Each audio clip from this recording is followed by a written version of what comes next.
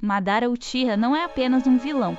Ele é o estudo de caso supremo sobre como a utopia pode se converter na mais absoluta tirania, moldado pelo eterno ciclo de luto e desconfiança do mundo ninja. Sua história completa é um paradoxo onde a busca pela paz se torna o motor para a destruição de toda a realidade que ele jurou proteger. Mergulharemos agora na mente do arquiteto do Genjutsu Infinito, desvendando as camadas de trauma, megalomania e uma desesperadora solidão que culminaram na Quarta Grande Guerra Ninja e na tentativa de reescrever o destino. A juventude de Madara, ironicamente, foi marcada pela amizade e pela perda precoce, estabelecendo a fundação de sua visão deturpada. O encontro com Hashirama Senju, nas margens de um rio, representava a promessa de um mundo onde crianças não precisavam enterrar seus irmãos, mas o sangue derramado das guerras de clãs deixou cicatrizes profundas. Cada irmão perdido, culminando na morte de seu caçula, Izuna, agiu como um alarme psicológico. A paz duradoura era uma ilusão frágil, e confiar em qualquer um que não fosse seu clã significava trair os mortos. O Mangekyou Sharingan, o ápice visual do clã Uchiha, nunca foi um presente, mas sim um símbolo de dor insuportável e sacrifício forçado. Para Madara, a ativação do Mangekyou era um lembrete constante de sua falha em proteger aqueles que amava e, subsequentemente, o catalisador para uma mentalidade de o fim justifica os meios. Ele passou a enxergar o poder ocular não como uma ferramenta de combate, mas como uma lente através da qual toda a realidade parecia distorcida pelo ódio inerente do mundo shinobi. A fundação de Konohagakure, a primeira aldeia oculta, deveria ter sido o ápice de sua amizade com Hashirama, o sonho concretizado de sua infância. No entanto, a semente da desconfiança plantada pelos séculos de guerra germinou na mente de Madara assim que a estrutura de poder foi estabelecida. A escolha de Hashirama como primeiro Hokage não foi apenas uma derrota política, mas um gatilho psicológico que confirmou seu medo mais profundo. Os Uchiha seriam eternamente relegados à sombra, controlados pela vontade do fogo do Senju.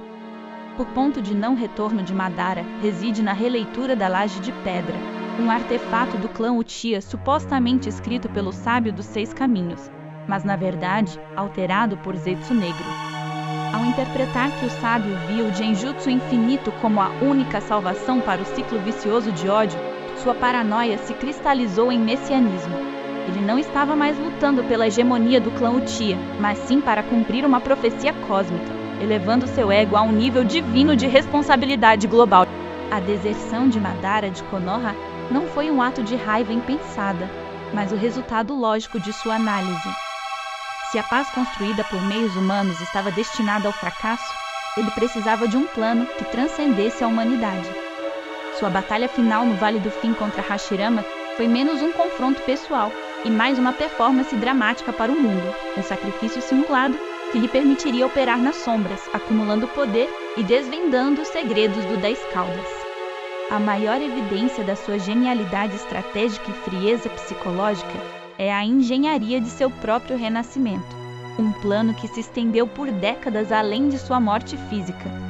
Ao implantar seus olhos Rinnegan em Nagato e usar o corpo moribundo de Obito como um peão manipulável, Madara garantiu que sua ideologia sobreviveria ao seu corpo. Esta manipulação de terceiros revela sua total falta de fé na capacidade dos outros de alcançar a paz por conta própria, vendo-os apenas como ferramentas descartáveis em sua grande obra. Obito Uchiha, encontrado em escombros e traumatizado pela suposta morte de Rin, tornou-se o reflexo mais trágico da ideologia de Madara. Madara, agindo como um mentor demoníaco, explorou o luto e o vazio existencial de Obito, convencendo-o de que o mundo real era uma desilusão que precisava ser substituída. Este processo de doutrinação mostra a maestria de Madara em transformar a dor alheia em alavanca para o seu próprio plano, perpetuando o ciclo de ódio que ele tanto desejava quebrar. Durante as décadas de sua existência reclusa e tecnicamente póstuma, conectado ao Gedomazo, Madara transformou-se em um deus em potencial, isolado da realidade humana e imune às suas emoções. Sua perspectiva se tornou puramente estratégica. Cada vida, cada evento, era apenas uma variável a ser manipulada para colher os 9 Biju. Este distanciamento emocional foi fundamental para manter o foco no plano final, desprovido de qualquer empatia pelos milhões que seriam subjugados pelo Genjutsu Infinito.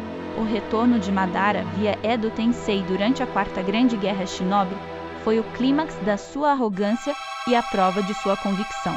Ele emergiu não apenas para lutar, mas para dar uma aula magistral sobre o poder. A forma como ele dominou a Aliança Shinobi e os 5 Kages simultaneamente era uma exibição intencional.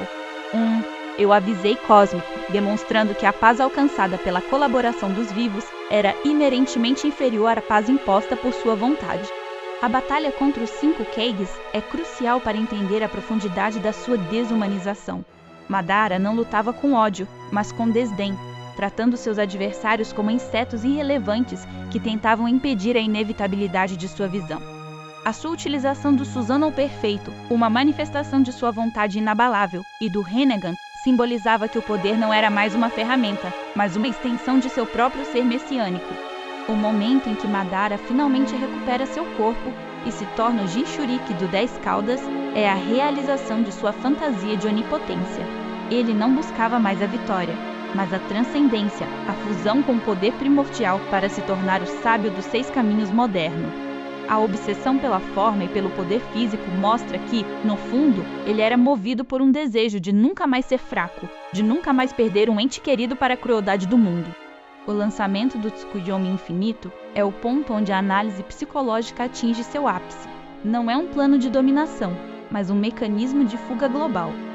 Madara estava tão traumatizado pela imperfeição da vida que decidiu aprisionar todos em um sonho perfeito, onde ninguém sofreria ou morreria, refletindo seu desejo de anular a dor de sua própria infância. A paz de Madara é a negação da realidade, um eterno paliativo para o trauma não resolvido.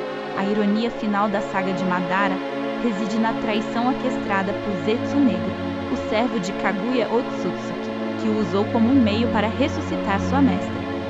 Esta reviravolta cósmica desmascara Madara de sua ilusão de controle. Ele, o mestre manipulador, era apenas um peão na trama milenar de uma entidade superior. Essa revelação deve ter sido o choque existencial final, desmontando a fundação de sua megalomania. No limiar de sua morte, Madara teve seu último e mais significativo diálogo com Hashirama. Neste momento de fraqueza e clareza forçada, o velho ódio se dissolve e o humanismo reprimido de Madara emerge. Ele não lamenta a derrota do seu plano, mas sim a perda da amizade e a maneira como eles, os pilares do mundo ninja, falharam em criar uma paz duradoura sem recorrer à violência. A história completa de Madara Uchiha é uma lição trágica sobre a maneira como a dor não processada pode se transformar em ideologia destrutiva. Ele queria salvar o mundo do ódio, mas, ao tentar impor a paz perfeita e artificial, tornou-se o maior veículo daquele mesmo ódio. Madara permanece como o anti-herói definitivo, cuja grandeza residiu em sua visão e cuja queda foi determinada pela sua incapacidade de confiar no potencial intrínseco da humanidade. E essa foi a análise profunda da psique do ninja fantasma, o lendário Madara Uchiha.